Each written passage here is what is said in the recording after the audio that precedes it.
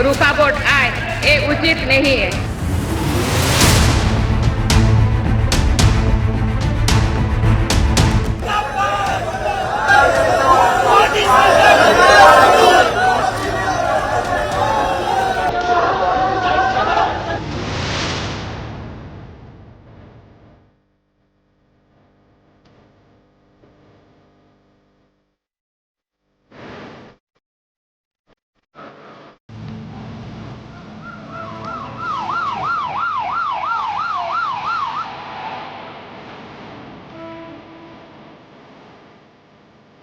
Uttarakhand police ने ही side में ले लिया और कह रहे कि चलो तुम्हारी ऐसे ऐसे वो है। हमने कहा चलो कोई बात नहीं, हमें कुछ पता ही नहीं है।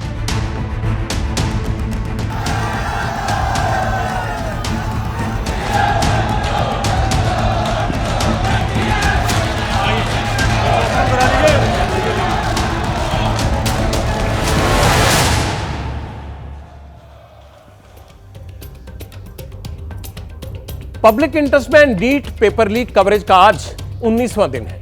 हमने इस कवरेज की शुरुआत तब की थी जब देश के शिक्षा मंत्री ने कह दिया था कि पेपर लीक नहीं हुआ है। एनटीए तो हरीशचंद्र है। पटियाल ने एक एक करके हर वो सबूत देश के सामने रखा जिसे साबित करने में अब एजेंसियां लगी हुई हैं कि देश में पेपर लीक हुआ है। यह पेपर लीक लोकल घटना नहीं है, इसकी वजह से नीट एग्जाम की लेवल प्लेइंग फील्ड खराब हुई है। आज पटियाल की कोशिश है देश की राष्ट्रपति के अपने बयान पर मुहर लगाने की कि कैसे आज लोकसभा के अंदर राष्ट्रपति ने भी वही कहा जिसकी आवाज पटियाल इतने दिन से उठा रहा है। 18वीं लोकसभा की शुरुआत हुई। परंपरा के मुताबिक राष्ट्रपति ने दोनों सदनों को संबोधित किया। इस भाषण के दौरान राष्ट्रपति द्रौपदी मुर्मू ने अपनी सरकार के पास्ट और फ्यूचर की रिपोर्ट सुनाई। इसी भाषण में उन्होंने कहा कि परीक्षाओं में आ रही रुकावट उचित नहीं है। शुचिता और पारदर्शिता बहुत जरूरी है।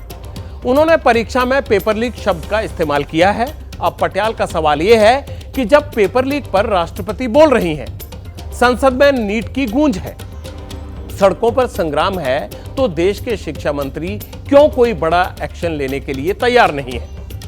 शिक्षा मंत्री धर्मेंद्र प्रधान को नीट पर फाइनल फैसले के लिए अब कौन से सिग्नल का इंतजार है? जब नीट धांधली पर फाइनल फैसले की तत्काल जरूरत है, तब शिक्षा मंत्री हाई लेवल कमेटी बना रहे हैं। शिक्षा मंत्रालय की तरफ से यह फैसला लिया गया। यह हाई लेवल कमेटी क्या करेगी? कमेटी परीक्षा में सुधार और एनटीए के काम की समीक्षा कर शिक्षा मंत्रालय को रिपोर्ट सौंपेगी। और इस काम में कितना वक्त लग जाएगा? 2 महीने, इतने तो लग ही जाते हैं। तब क्या 24 लाख नीट कैंडिडेट अदालत और सरकार के बीच पेंडुलम की तरह झूलते रहे तब तक? पटियाल जानता है सीबीआई ने नीट धांधली का केस अपने हाथों में ले लिया है। पटना से लेकर हजारीबाग तक सीबीआई का एक्शन तेज है। नई गिरफ्तारियां हो रही हैं। बिहार में इकोनॉमिक ऑफेंसेस यूनिट भी सबूत जुटा रहा है। 5 राज्यों के सॉल्वर गैंग पर शिकंजा कसा गया है। एनएसयूआई ने तो आज दिल्ली में एनटीए दफ्तर पर ताला भी लगा दिया। लेकिन पटियाल ये जानना चाहता है कि शिक्षा मंत्री अपने हिस्से का एक्शन आखिर कब लेंगे? क्या शिक्षा मंत्री को यह मालूम नहीं है कि 6 जुलाई को नीट की काउंसलिंग है? छात्र टेंशन में है। रीनीट या काउंसलिंग, उनके मन में द्वंद्व चल रहा है। उनके डॉक्टर बनने की शुरुआत इसी साल होगी या फिर अगले साल? मंत्री जी, जांच एजेंसियां जो कर रही हैं उन्हें करने दीजिए, लेकिन आप कुछ तो कीजिए, क्योंकि 24 लाख कैंडिडेट नीट पर फाइनल फैसले का इंतजार कर रहे हैं। राष्ट्रपति द्रौपदी मुर्मू ने अपनी स्पीच में परीक्षा सिस्टम पर कई बड़ी बातें कही। राष्ट्रपति ने भाषण में शिक्षा मंत्री के लिए क्या संदेश है, आप सुनिए। सरकारी भर्ती हो या फिर परीक्षाएं, सुनिए, परीक्षाएं किसी भी कारण से इनमें रुकावट आए ये उचित नहीं है। इनमें शुचिता और पारदर्शिता बहुत जरूरी है। हाल ही में कुछ परीक्षाओं में हुई पेपर लीक की घटनाओं की निष्पक्ष जांच और दोषियों को कड़ी से कड़ी सजा दिलवाने के लिए मेरी सरकार प्रतिबद्ध है। इससे पहले भी हमने देखा है कि कई राज्यों में पेपर लीक की घटनाएं होती रही है। इस पर दलीय राजनीति से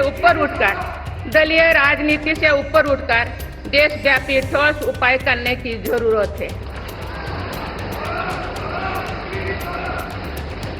संसद ने भी परीक्षा में होने वाली गड़बड़ियों के विरुद्ध एक सख्त कानून बनाया है। मेरी सरकार परीक्षाओं से जुड़ी संस्थाओं, उनके कामकाज के तरीके, परीक्षा प्रक्रिया सभी में बड़ी सुधार करने की दिशा में काम कर रही है। राष्ट्रपति के भाषण से शिक्षा मंत्री धर्मेंद्र प्रधान क्या सीखते हैं और फिर क्या एक्शन लेते हैं, इसका इंतजार पटियाल को रहेगा। लेकिन अब मैं चिंता में जी रहे कैंडिडेट्स के लिए कुछ महत्वपूर्ण अपडेट्स देना चाहता हूं। इससे उन्हें यह पता चलेगा कि उनके एग्जाम के साथ किसने कैसा विश्वासघात किया है। नीट पेपर लीक मामले की जांच में लगी सीबीआई ने आज पटना से 2 और लोगों को गिरफ्तार किया है। मतलब पेपर लीक की जांच में एग्जाम माफिया की एक और कड़ी सीबीआई के हाथ लग गई है।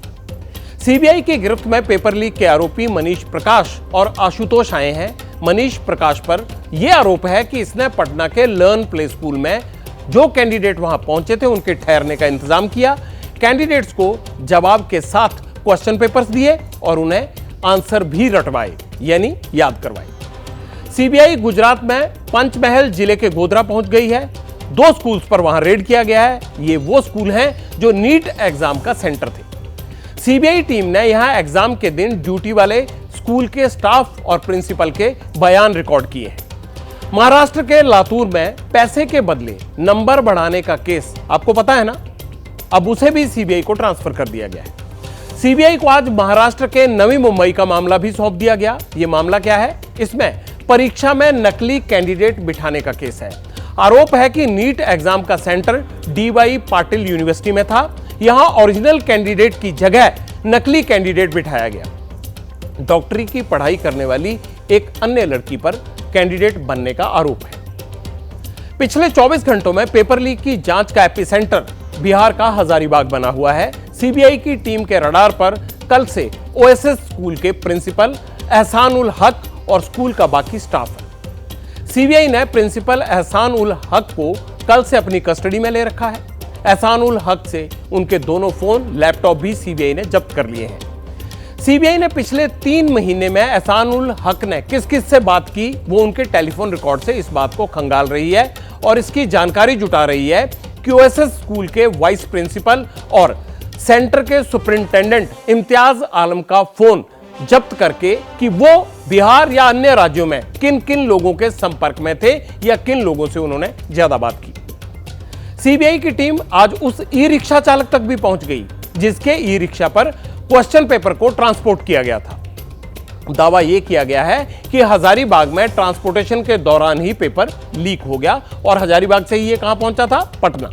और इसमें कुरियर कंपनी की भूमिका भी संदिग्ध है, क्योंकि ई रिक्शा के जरिए ब्लू डार्ट कुरियर ऑफिस से question paper state bank of India के ब्रांच में भेजे गए थे। नीट पेपर लीक में एक और बड़ा नाम है। कौन है वो नाम? गंगाधर। याद आ गया होगा, पटियाल ने कल भी बताया था। महाराष्ट्र के लातूर में पैसे के बदले नंबर बढ़ाने का जो रैकेट बेनकाबू हुआ है उसका किंगपिन गंगाधर है। इसके 2 साथी हैं, जलील पठान और संजय जाधव। अब अपडेट यह है कि गंगाधर को पुलिस ने उत्तराखंड से कस्टडी में ले लिया है। जलील और संजय पहले से ही पुलिस रिमांड में है। जैसा कि पब्लिक इंटरेस्ट देखने वाले दर्शक ये जानते हैं कि पटियाल की टीम लगातार गंगाधर के पीछे लगी हुई है। पटियाल की सहयोगी अजातिका सिंह ने गंगाधर से फोन पर बात की थी, तब जब वो पुलिस की पकड़ में नहीं था।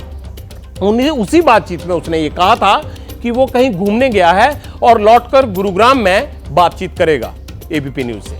शायद पुलिस को इससे सुराग मिला हो और अगले दिन वो पकड़ा गया, क्योंकि वो फोन इस्तेमाल कर रहा था और टेक्निकल सर्वेलेंस अक्सर पुलिस ऐसे लोगों की रखती है। हमने बात की तो पुलिस भी सुन ही रही होगी।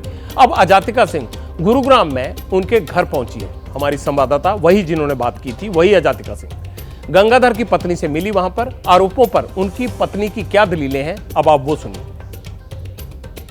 क्या कुछ हुआ? नहीं, ऐसे ही उन्होंने, मतलब बॉम्बे से आए थे, 2 आने वाले थे, तो उन्होंने लेके बिठाया, पानी उनी पिलाया हमें और वो वहाँ पे पुलिस थाने ले गए हमें भी। हम सब फैमिली साथ में थे, तो हमें तो एक रूम में बिठाया था, उनको वहाँ पे क्या पूछा हमें तो कुछ पता नहीं है। बाद में परसों के बाद से अब तक आपसे परिवार से बात हो पाई है और गंगाधर जी की? नहीं। कोई बात नहीं हुई अभी।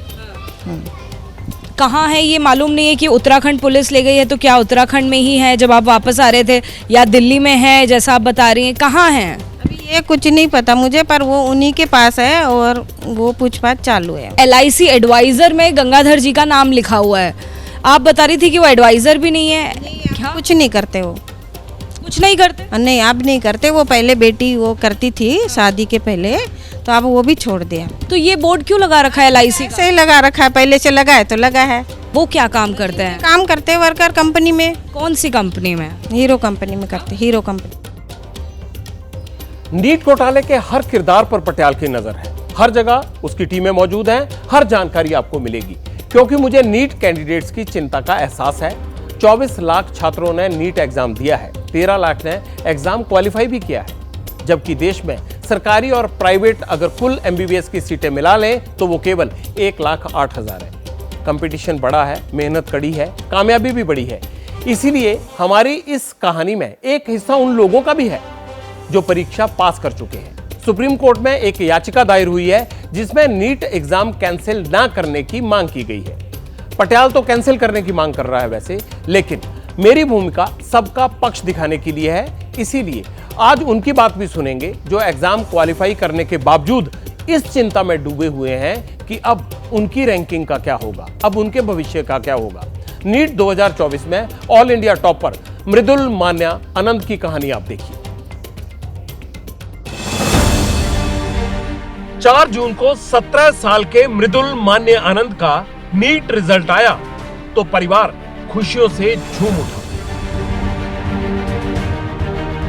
ग्रेटर नोएडा में उनके पड़ोसियों को मृदुल के नीट क्लियर करने की जानकारी मिली तो बधाइयों का तांता लग गया। 17 लाख क्वालिफाइड छात्रों में से मृदुल की रैंक नंबर 1 थी, मतलब मृदुल को ड्रीम कॉलेज एम्स मिलना तय हो गया।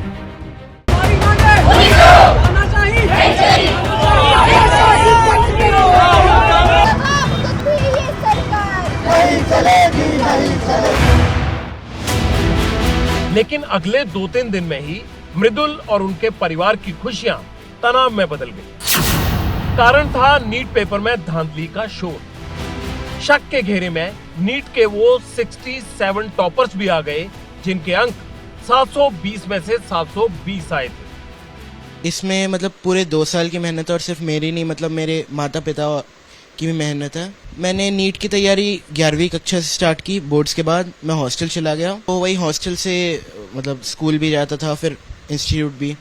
तो वैसे करके हर रोज़ स्कूल जाना, फिर इंस्टीट्यूट, फिर आके वापस पढ़ना, जो स्कूल में भी पढ़ाया जा रहा है और इंस्टीट्यूट में भी। स्कूल और नीट मतलब ज़्यादा अंतर नहीं है। स्कूल में भी NCERT पढ़ाई जाती है और प्लस इंग्लिश आप पढ़ रहे हैं और PE और बाकी जो फिजिक्स, केमिस्ट्री और बायो है वो तो नीट में भी आनी है। मृदुल को ड्रीम कॉलेज मिलेगा या नहीं, ये तो अब सुप्रीम कोर्ट में ही तय होगा, क्योंकि रीनीट और पेपर धांधली से जुड़ी याचिकाओं पर सर्वोच्च न्यायालय में सुनवाई चल रही है। लाखों कैंडिडेट नीट रद्द करने की मांग कर रहे हैं, लेकिन मृदुल का क्या होगा? उसने तो मेहनत से नीट का मुकाम हासिल किया था। मतलब रीनीट कराना सोल्यूशन नहीं है इसका। ज़्यादातर वही लोग मांग कर रहे हैं जो कि इस बार सही नहीं ला पाए, क्योंकि आप अगर देखें 24 लाख लोगों ने दिया है और शायद 40 लाख ही सीटें 40,000 ही हैं गवर्नमेंट में सीट्स, तो एक मेजॉरिटी आपको मिलेगी जो कि डिमांड करेगी रीनीट की। इसलिए नहीं कि उनके साथ मतलब नाइंसाफ़ी हुई है, ज़्यादा लोग इसलिए कर रहे हैं क्योंकि उनको एक और मौका मिल जाए। वो सोच रहे हैं कि वो 2 महीने में शायद 300 से 700 पहुंच जाएंगे, तो ये सही नहीं है। आप इस मौके का फ़ायदा ना ही उठाएं और जिन्होंने हार्ड वर्क किया है उनके ऊपर बेकार का प्रेशर ना डालें, और इससे ज़्यादा अच्छा आप 1 साल पूरी तैयारी करें और अगले साल फिर पेपर दें। दोबारा रीनीट होता है तो क्या लगता है कि दोबारा आपको ये मेहनत करना राजी रहेगा? 5 मई वाला जो इंसान था जिसने पेपर दिया वैसा फिर नहीं जा पाएगा रीनीट के लिए। और रीनीट ज़्यादातर वही लोग मांग कर रहे हैं जो कि इस बार सही नहीं ला पाए। पहले वो जो 1 सेंटर से आए थे उनको बोनस मार्क्स मिला था, उनका रीनीट का टेस्ट हो चुका है, और जो बचे 17 लोग हैं आप उनका OMR देख लीजिए, आप उनके क्वेश्चन पेपर देख लीजिए उन्होंने कैसे सॉल्व किया, और फिर लीजिए, मतलब रीनीट कराना सोल्यूशन नहीं है। इतनी कड़ी मेहनत करने के बावजूद जब आपको शक के घेरे में देखा जा रहा है, तमाम टॉपर्स को देखा जा रहा है, ना सिर्फ आपको, तो क्या कुछ आपके मन में चल रहा है? देखिए बुरा तो लगता है, मतलब आप इतनी मेहनत करें, आपको अच्छा परिणाम मिले, बट लोग आपको शक के घेरे में चीटिंग से लाया होगा ये सोच के। तो मैं बस यही कहना चाहूँगा, मेरे क्वेश्चन पेपर देख लो, OMR देख लो, फिर बोलो जो बोलना। मृदुल की उड़ान को पंख 10वीं क्लास में ही लग गए थे। 10वीं में 98% और 12वीं क्लास में 91% नंबर्स के साथ मृदुल शुरुआत से ही टॉपर रहा। माता पिता की परवरिश और दादा दादी के दुलार ने मृदुल को कामयाबी की सीढ़ियां चढ़ने में बड़ी मदद की। ओलंपियाड में 3 बार गोल्ड मेडल लाने वाले मृदुल का परिवार भी अब बस इंतजार में है। उम्मीद है रीनीट नहीं होगा और मृदुल अपना डॉक्टर बनने का सपना एम्स से ही पूरा करेगा। दोबारा रीनीट होता है तो आपको क्या वो मंजूर होगा? वो तो मंजूर एकदम नहीं है कि रीनीट हो। बस हम लोग तो यही भगवान से मना रहे हैं कि रीनीट ना हो, ताकि जो बच्चे मेहनत करके नंबर लाए हैं उसको फिर से दोबारा प्रिपरेशन ना करना पड़े। हमारे पोता अच्छा लाया, डॉक्टर के लिए हमारा सपना था, सपना पूरा हो गया। इमोशनल हो रही हैं आप, भावुक हो रही हैं, बच्चे को इतना अच्छा परफॉर्म करके खुशी के आंसू? खुशी से। तो क्लास 1 से क्या नर्सरी से लेकर ही इज बेटर देन अदर्स। मैं गवर्नमेंट से ये बोलना चाहूँगा कि they should investigate and take appropriate action, ताकि आगे ना हो। नीट मामले पर 8 जुलाई को सुप्रीम कोर्ट में बड़ी सुनवाई है। सुनवाई से पहले 2 और कैंडिडेट्स ने सुप्रीम कोर्ट का रुख किया है। इन छात्रों ने भी रीनीट का विरोध किया है। याचिका में ये कहा गया है कि कुछ लोगों की गड़बड़ी की वजह से पूरा पेपर रद्द नहीं होना चाहिए। एक तरफ मृदुल हैं जिन्हें रीनीट नहीं चाहिए, तो दूसरी तरफ वो लाखों कैंडिडेट्स हैं जो दोबारा मौका चाहते हैं। फैसला कोर्ट को करना है और शिक्षा मंत्रालय को। लेकिन नीट को धांधली के इस मुकाम तक लाने में सबसे बड़ी लापरवाही एनटीए की ही है। इसीलिए जरूरत एनटीए पर भी फाइनल फैसले की है। कल पब्लिक इंटरेस्ट में पटियाल ने आपको एनटीए की एक लापरवाही दिखाई थी। हमारी संवाददाता अजातिका सिंह ने बताया था कि एनटीए दफ्तर में CUET 2024 यानी कॉमन यूनिवर्सिटी एंट्रेंस टेस्ट के बक्से खुले आसमान में रखे थे। इस खबर पर आज एनटीए की सफाई सामने आ गई है। एनटीए ने हमसे सीधे बात करने की बजाय सोशल मीडिया पर एक वीडियो शेयर किया। मैसेज लिखा कि मीडिया में दिखाए गए बॉक्स खाली हैं, इनके अंदर कोई मटेरियल नहीं है। साथ ही एनटीए ने यह भी कहा कि जहां बॉक्स रखे हैं वहां सिक्योरिटी गार्ड मौजूद है। लेकिन अब पटियाल जो सवाल पूछने जा रहा है उसे सभी गौर से सुने और समझे। एनटीए ने जो किया, जवाब दिया। पटियाल का वहां उनसे सवाल यह है कि परीक्षा का नतीजा आने से पहले उन बॉक्सेस को लावारिस क्यों छोड़ा गया जिनमें CUET 2024 एग्जाम की कॉपी सील होकर आई थी। क्या एनटीए को यह पता था कि फाइनल रिजल्ट आने से पहले तक बॉक्स को स्ट्रांग रूम में रखना कानूनी नजरिए से भी ज्यादा ठीक होता है? क्योंकि कल को किसी कैंडिडेट ने अगर CUET के नतीजे पर कोर्ट में केस कर दिया तो आंसर शीट को सुरक्षित रखने के लिए इस्तेमाल किए गए बॉक्स कोर्ट में सबूत के तौर पर पेश करने पड़ सकते हैं। तो क्या कोर्ट इन्हें सबूत के तौर पर स्वीकार करेगा? एनटीए की लगभग हर परीक्षा अदालत के कटघरे में खड़ी हो रही है। ऐसे संस्थान को तो बहुत ज्यादा अलर्ट रहना चाहिए। पता नहीं कब कौन सी चीज कोर्ट मांग ले। और अगर कोर्ट ने इन बॉक्सेस की मांग कर ली तो एनटीए क्या करेगा? देश में जब चुनाव होता है तो इलेक्शन कमीशन वोटिंग के 45 दिन बाद तक वीवीपैट की पर्ची और ईवीएम को स्ट्रांग रूम में सुरक्षित रखता है ताकि किसी को शक हो तो जांच हो सके। तो क्या कुछ दिनों तक एनटीए को भी बुकलेट बॉक्स सुरक्षित नहीं रखने चाहिए? एनटीए का दावा है कि सभी बॉक्स प्रॉपर सिक्योरिटी में थे। बॉक्स में वहां जहां पर उनको रखा गया था उनमें कोई संवेदनशील जानकारी या शीट्स नहीं थी। आसपास सुरक्षाकर्मी भी थे। अगर सिक्योरिटी थी तो फिर हमारी संवाददाता अजातिका सिंह को किसी ने इन बॉक्सेस के पास जाने से रोका क्यों नहीं? या फिर सिक्योरिटी गार्ड उनके साथ विजुअल्स में दिखाई क्यों नहीं दिए? जबकि अजातिका सिंह बार बार ये दोहरा रही थी कि बॉक्स के आसपास कोई सिक्योरिटी गार्ड नहीं है। मेरी रिपोर्टर अजातिका सिंह इस वक्त हमारे साथ जुड़ रही हैं। अजातिका, आपको बधाई, कल आप जो कवरेज करने के लिए गई थी, लेकिन एनटीए की जुबान से जो आज शब्द निकले हैं कि उसमें कोई सेंसिटिव जानकारी नहीं थी।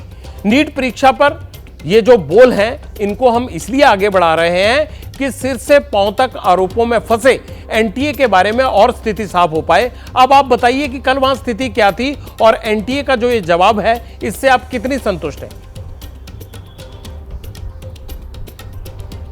बिल्कुल जगविंदर जी, हमने पब्लिक इंटरेस्ट में ये खबर दिखाई थी और साफ साफ विजुअल्स में दिखाई दे रहा है कि वहां पर मैं बहुत आसानी से अंदर जा रही हूं, मुझे रोकने वाला कोई सिक्योरिटी गार्ड वहां नहीं था और अगर हमें रोका जाता तो हम बिल्कुल अंदर नहीं जाते। जबरन वहां पर कोई एक्टिविटी नहीं दिखाई दे रही है कि मैंने किसी के साथ बहस की हो या जबरदस्ती अंदर जाने की कोशिश की हो या किसी ने हमें रोका हो, ऐसा कहीं दिखाई नहीं दे रहा है। मैं बड़ी आसानी से अंदर गई हूं, किसी ने मुझे रोका नहीं है और वहां पर रिपोर्टिंग करने के दौरान भी वहां कोई नहीं आया है। यानी एनटीए जो दावा कर रही है कि वहां पुख्ता सिक्योरिटी है, बड़ी संख्या में वहां पर जो पुलिस बल है, सिक्योरिटी बल है, वो लगाए हुए हैं, ऐसा कोई दावा उनका खरा नहीं उतरता है क्योंकि हमने ग्राउंड रिपोर्ट देखी है। साथ ही साथ जगविंदर जी, ये भी बात बताना बहुत जरूरी है, वो जो बॉक्सेस हैं, मैंने ये कभी अपनी रिपोर्ट में दावा नहीं किया कि उनके अंदर पेपर्स हैं।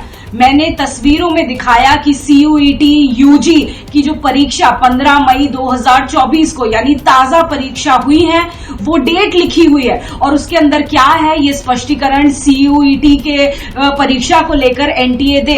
मीडिया को कोई अधिकार नहीं है कि वो उन डब्बों को, उन ट्रंक्स को खोलकर देखता और बताता, क्योंकि वो कहीं ना कहीं कानून का अनादर करना होता और ऐसा कुछ हमने अपनी रिपोर्ट में नहीं किया। साथ ही साथ एनटीए को तो ये जवाब देना चाहिए कि आखिर वो जो डब्बे हैं, वो बक्से हैं, वो इतनी बुरी हालत में क्यों थे? उसके कुंडे अगर आसानी से लॉक खुल सकता है तो वो टूटे हुए क्यों थे? वो इतने टैम्पर्ड क्यों दिखाई दे रहे थे? वो इतने बुरी तरीके से जख्मी क्यों दिखाई दे रहे थे? क्यों इधर उधर पड़े हुए दिखाई दे रहे थे? एनटीए को तो इस पर स्पष्टीकरण देना चाहिए, ना कि किसी रिपोर्टर को इंडिविजुअली पर्सनली टारगेट करना चाहिए जैसे कि वो पर्सनली टारगेट कर रहे हैं। हमने अपनी रिपोर्ट में कोई ऐसा दावा नहीं किया कि इसके अंदर पेपर्स ही है। हम लगातार ये कहते रहे कि इसमें पेपर्स हो सकते हैं, ये लापरवाही हो सकती है। और अगर एनटीए जो दावा कर रहा है, जो तस्वीरों में दिखा रहा है, वो 4 डब्बे दिखा रहे हैं कि इसमें कुछ नहीं है। हमने जो डब्बे दिखाए वो हजारों की संख्या में दिखाए हैं। एनटीए 4 डब्बे अलग लाकर दिखा देता है और बोलता है कि देखिए जी खाली हैं, तो उससे पूरी तरह से स्थिति साफ नहीं हो जाती है। जो डब्बे हैं वो ठीक है अजातिका, आप आगे भी इस पूरी खबर पर अच्छी कवरेज करती रहे। आज भी आपने बहुत अच्छी कवरेज किया, हर अपडेट आपका हम दिखाते रहेंगे और आप इस खबर को आगे बढ़कर कवर करती रहें। बहुत बहुत शुक्रिया आपका। ये वो मसला है जो एनटीए की तरफ से कहा जा रहा है। हम स्टूडेंट्स की तरफ से एक बार फिर ये कह रहे हैं कि शिक्षा मंत्रालय इसका तुरंत संज्ञान ले और हम इस कवरेज पर बने रहेंगे। जैसे ही घड़ी का काटा दोपहर 2:30 पे आए, बबीता जी का दिल सास बहू साजिश के लिए मचल जाए। और ये है इनकी बहू, पूरे दिन ऑफिस की टेंशन हो जाए गॉन जब ये करें अपना फेवरेट शो फ्री टाइम पे ऑन। इनकी तरह आप भी देखिए अपना फेवरेट शो अपने टाइम पर और डाउनलोड कीजिए एबीपी लाइव ऐप अपने स्मार्ट टीवी पर।